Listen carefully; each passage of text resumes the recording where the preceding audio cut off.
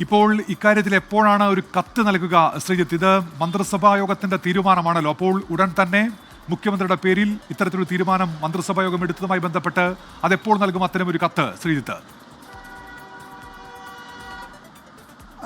ഉന്മേഷ്, ഇന്ന് ചേർന്ന മന്ത്രിസഭാ യോഗമാണ് ഈ ഗവർണർക്ക് നിലപാട് അറിയിച്ചുകൊണ്ട് കത്ത് നൽകാനുള്ള തീരുമാനമെടുത്തത്. വൈകാതെ തന്നെ ഈ തീരുമാനത്തിന്റെ അടിസ്ഥാനത്തിൽ മുഖ്യമന്ത്രി രാജ്ഭവനിൽ ഗവർണർക്ക് കത്തെഴുതും. ഗവർണർ രാജേന്ദ്ര വിശ്വനാഥിനെ അഡ്രസ്സ് ചെയ്തുകൊണ്ട് മുഖ്യമന്ത്രി പിണറായി വിജയൻ തന്നെയായിരിക്കും സർക്കാർ നിലപാട് അറിയിക്കുക. അതാണ് മന്ത്രിസഭാ തീരുമാനം. അതുകൊണ്ട് തന്നെ ഇന്നോ നാളെയോ അല്ലെങ്കിൽ വെള്ളിയാഴ്ചയ്ക്കകം തന്നെ ഈ കത്ത് രാജ്ഭവനിലേക്ക് ഔദ്യോഗികമായി നൽകും എന്നാണ് നമുക്ക് അറിയാൻ കഴിയുന്നത്. വളരെ കൃത്യമായ ഒരു രാഷ്ട്രീയ സമീപനത്തിന് കൂടി അടിസ്ഥാനത്തിലാണ് മന്ത്രിസഭ ഈ തീരുമാനം, നിർണായകമായ തീരുമാനം കൈക്കൊണ്ടുള്ളത്. ഇതുകൂടാതെ മറ്റ് സർക്കാരിൻ്റെ പ്രതിച്ഛായ വർദ്ധിപ്പിക്കുന്നതുമായി ബന്ധപ്പെട്ട മറ്റൊരു പ്രധാന തീരുമാനം കൂടി ഇന്നത്തെ മന്ത്രിസഭാ യോഗത്തിലുണ്ട്.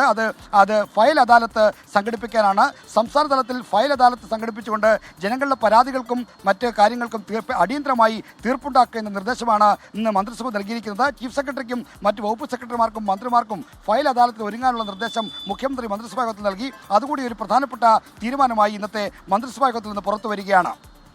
ഇപ്പോൾ ശ്രീജിത്ത്, ഇത് രണ്ട് മന്ത്രിമാരാണല്ലോ ഇത്തരത്തിൽ കടുത്ത നിലപാട് സ്വീകരിച്ചത്. ആദ്യം മന്ത്രി പി പ്രസാദ്, പിന്നീട് മന്ത്രി വി ശിവൻകുട്ടി. എന്തൊക്കെ ചർച്ചകൾ നടന്നു ഇന്ന് മന്ത്രിസഭാ യോഗത്തിൽ ശ്രീജിത്ത്?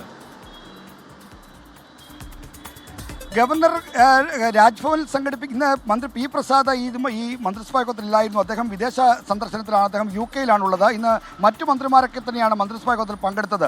അപ്പോൾ ഗവർണർ സ്വീകരിക്കുന്ന ഈ നിലപാട് ഒരു തരത്തിലും സർക്കാരിന് യോജിച്ചു പോകാൻ കഴിയാത്തതാണ് എന്ന അഭിപ്രായമാണ് മന്ത്രിസഭയിൽ പൊതുവായി ഉയർന്നത്. അതായത് സർക്കാരിൻ്റെ ഔദ്യോഗിക ചിഹ്നങ്ങളോ ബിംബങ്ങളോ മാത്രമേ സർക്കാർ പരിപാടികൾ ഉപയോഗിക്കാൻ പാടുള്ളൂ എന്നിരിക്കെ രാജ്ഭവനെ ഒരു RSSൻ്റെ അല്ലെങ്കിൽ BJP രാഷ്ട്രീയത്തിൻ്റെ ഒരു കേന്ദ്രമാക്കി മാറ്റുന്ന സമീപനം ഗവർണറുടെ ഭാഗത്തു നിന്നുണ്ടായാൽ അതിനെ ശക്തമായി എതിർത്തേ മതിയാകൂ എന്ന അഭിപ്രായം മന്ത്രിമാർക്കെല്ലാം ഉണ്ട്. നേരത്തെ തന്നെ അവർ പരസ്യമായി പ്രകടിപ്പിച്ച അഭിപ്രായമാണ്. മുഖ്യമന്ത്രിക്കും അതേ നിലപാട് തന്നെയാണുള്ളത്.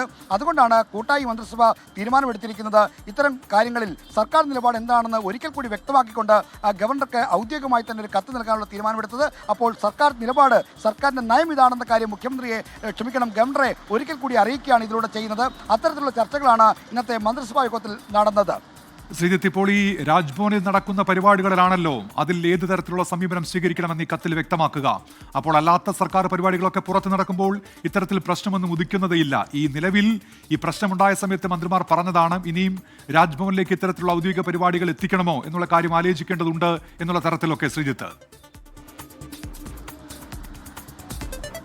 ഉന്മേഷ്, രാജ്ഭവനിൽ നടക്കുന്ന പരിപാടികളിലെല്ലാം സർക്കാരിന് ഒഴിവാക്കാൻ കഴിയുന്നതല്ല. ഉദാഹരണത്തിന് മന്ത്രിമാരുടെ സത്യപ്രതിജ്ഞ, അല്ലെങ്കിൽ ഹൈക്കോടതി ചീഫ് ജസ്റ്റിസിൻ്റെ സത്യപ്രതിജ്ഞ, മനുഷ്യാവകാശ കമ്മീഷൻ ചെയർമാൻ്റെ അംഗങ്ങളുടെ സത്യപ്രതിജ്ഞ, ഇത്തരം പരിപാടികളൊക്കെ തന്നെ രാജ്ഭവനകത്ത് നടക്കുന്ന പരിപാടികളാണ്. സത്യപ്രതിജ്ഞയൊക്കെ ചിലപ്പോൾ പുതിയ സർക്കാർ അധികാരത്തിൽ വരുമ്പോൾ രാജ്ഭവന് പുറത്ത് നടത്തുന്ന പതിവുകളുമുണ്ട്.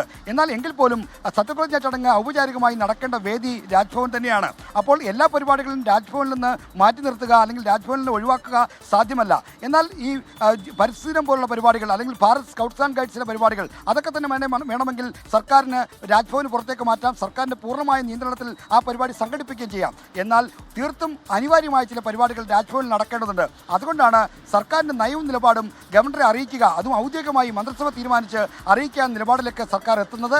സർക്കാരിൻ്റെ ഔദ്യോഗിക പരിപാടികൾ ദേശീയ തലത്തിൽ അല്ലെങ്കിൽ ദേശീയത്തിൻ്റെ ഭാഗമായി അംഗീകരിച്ച ചിഹ്നങ്ങൾ മാത്രമേ, സർക്കാരിൻ്റെ ഔദ്യോഗിക ചിഹ്നങ്ങൾ മാത്രമേ, ബിംബങ്ങൾ മാത്രമേ ഉപയോഗിക്കാവൂ എന്നുള്ള കൃത്യമായ നിലപാട് ഗവർണറെ അറിയിക്കാൻ തീരുമാനിച്ചത് അതുകൊണ്ടാണ്.